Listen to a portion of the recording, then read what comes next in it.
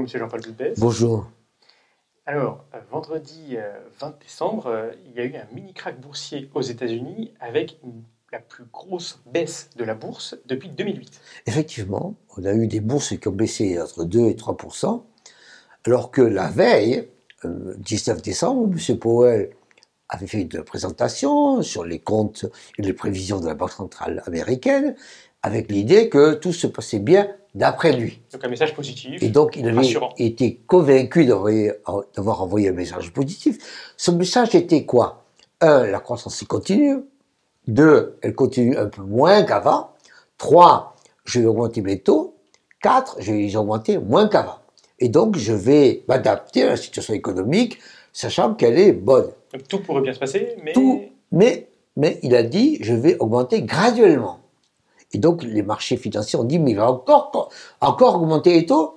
Ça veut dire que pour lui, les choses vont encore s'améliorer, alors que pour les marchés financiers, les choses vont se détériorer. Alors, vous allez me dire, mais se détériorer? Oui, parce que pour les marchés financiers, quand ça va moins vite, quand ça croît moins, c'est une baisse. Mais du coup, les marchés ont raison de dire cela? Les marchés, dans leur psychologie, si vous dites, aujourd'hui on a 3 et demain on a 2,8, si vous dites c'est bien, eux disent non, c'est pas bien. Parce que ça baisse. Et donc, ils sont toujours en termes de variation.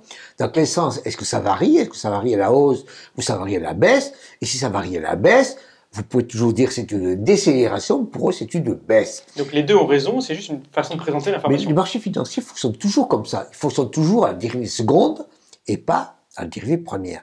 Et donc, il faut s'y mettre. Il faut faire attention à ça. Ce sont des erreurs de communication. C'est une erreur d'analyse et de communication. C'est-à-dire que, au lieu de dire, bien écoutez, c'est vrai qu'il y a une poursuite de la croissance, mais c'est vrai qu'elle va se ralentir, et donc je vais m'adapter à ça, point. Et au lieu de ça, il a continué à dire, M. Powell, je vais avoir une augmentation graduelle.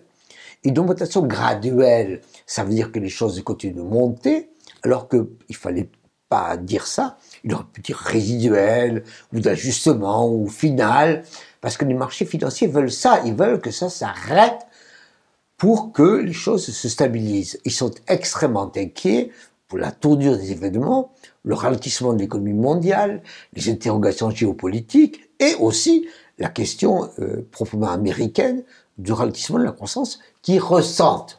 Or, tout ceci est peut-être excessif, tout ceci peut être boursouflé, mais c'est comme ça. Et comme on voit et on sait que M.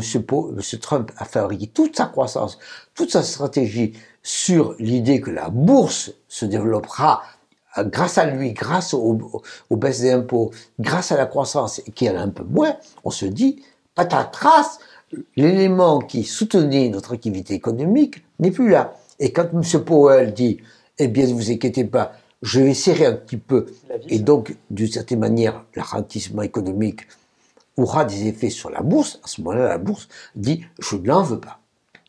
Merci, M. Jean-Paul Boulbès. Merci à vous.